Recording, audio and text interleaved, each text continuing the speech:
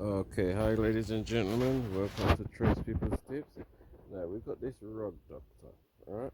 Now, nothing wrong with it except for that plugs busted off there, alright?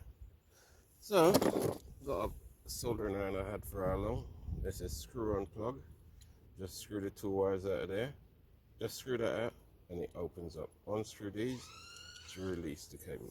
So first thing I'm going to do with this one, instead of going to throw this whole machine away to buy another machine, let's cut that off there.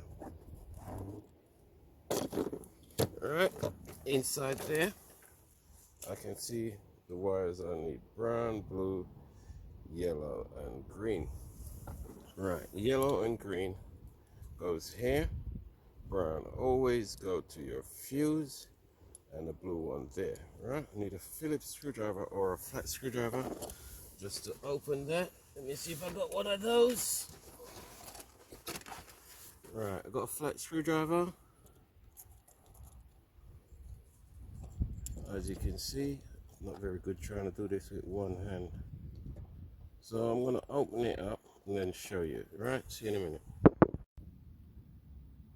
Okay, I'm back again. Right, there's my plug.